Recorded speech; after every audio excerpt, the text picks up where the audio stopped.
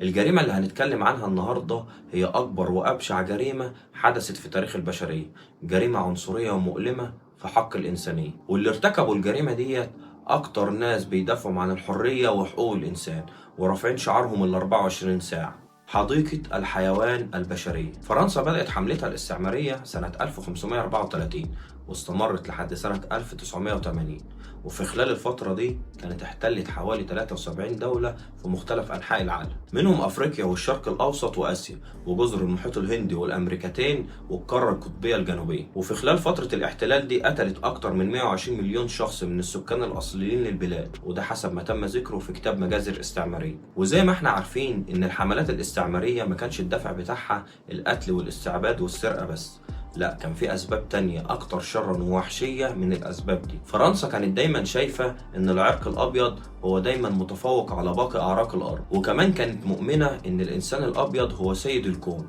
والباقي اتخلقوا بس علشان يكونوا عبيد وخدم ليهم. زائد كمان إن فرنسا كانت دايما بتبحث عن الموارد الطبيعية الثمينة اللي موجودة في الدول اللي تم احتلالها، وبالذات في الدول الأفريقية. كانت مسمية قارة أفريقيا بالقارة العذراء، وده لأن مفيش دولة من الدول الحديثة استخرجت منها معادن قبل كده. الدول دي أرضها كانت غنية بالحديد والذهب والفضة والألماس والنفط وغيره.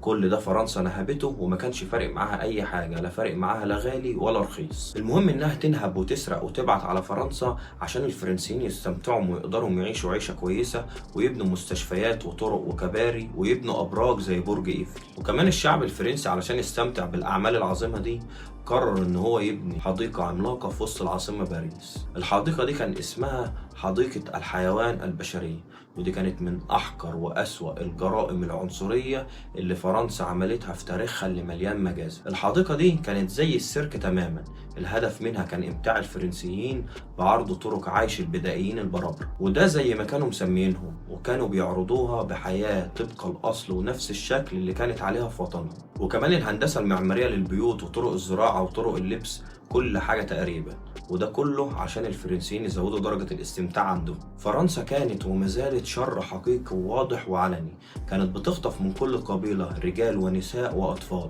وكانت بتجيبهم متسلسلين من رقبتهم ورجليهم وتسحبهم سحب لحديقة الحيوان البشرية دي، وكانت بتحبسهم في أقفاص حديدية مع القردة وباقي الحيوانات أعزنا وأعزكم الله، وكانت بتجبرهم إنهم يقوموا بأعمال غير آدمية ومهينة، زي إنها تظهر النساء والأطفال عراة تماما بدون أي ملابس، وكمان كانت بتجبرهم على أكل لحوم الكلاب والفئران قدام الزوار. وكل ده علشان يبهروا الجمهور ويروجوا لفكرة إن دول حيوانات متوحشة ملهاش أي علاقة بالإنسان المتحضر، وكمان عشان الزوار يضحكوا ويقدروا يستمتعوا بوقتهم وبالمشاهد اللي هما بيشوفوها قدامهم. في عام 1906 قامت فرنسا ببناء أول تقليد لقرية من الكونغو في مدينة مارسيليا، وملتها بالعديد من الأسرى الكونغوليين المساكين. وبمجرد ما افتتحوا القرية ديت لقت استحسان كبير وعجيب من الفرنسيين، لدرجة إنهم استقبلوا 40,000 زائر يوميا. 40,000 واحد بيجوا كل يوم بس علشان يتفرجوا مع النساء والأطفال العريانين وهم بيتعذبوا في الأقفاص الحديدية.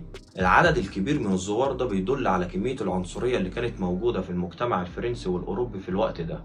كانوا بيستحقروا الشعوب الأخرى، مش بس كانت مجرد عنصرية. مؤسسي القرية الحيوانية البشرية ديت كسبوا من وراها فلوس كتير، لدرجة إنهم قرروا يبنوا حديقة عملاقة ويستقبلوا فيها أكبر عدد من الزوار.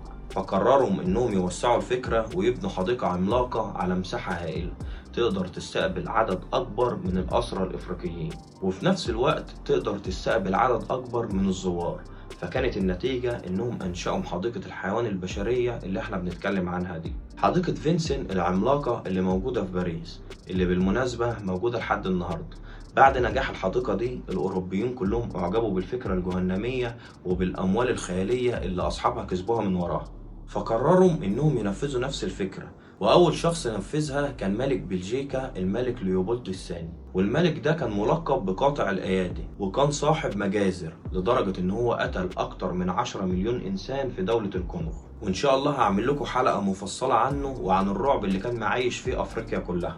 أمر الملك ده سنة 1908 بإنشاء حديقة حيوان بشرية في العاصمة بروكسل، ونقل مئات الكونغوليين من أوطانهم لبلجيكا علشان يعرضهم على الشعب البلجيكي. ونجحت الحديقة في إنها تستقبل في أول سنة ليها أكتر من 1,300,000 زائر. كلهم جم علشان يستمتعوا بمشاهدة الإنسان البدائي المتوحش زي ما كانوا بيروجوا له في السلطات الاستعمارية. والغريب في الأمر ده إن في مطلع القرن العشرين كان في ناس وعلماء من مؤيدي نظرية التطور كانوا معجبين جدا بحديقة الحيوان البشرية دي، واستعملوها كدليل قوي وحاسم للترويج لفكرة تفوق العرق الأبيض على باقي الأعراق، واستعملوها كمان كوسيلة ملموسة لتأكيد نظرية التطور وإدخالها في عقول الناس. وأبرزها كان سنة 1904 لما قام العالم الشهير ويليام ماكاغي بترويج نظريته اللي بتقول إن الإنسان الأبيض هو على رأس الهرم التطوري، وإن الإنسان الأسود في قاع الهرم ومحتاج ملايين السنين علشان يتطور ويوصل لأسياده من البيض.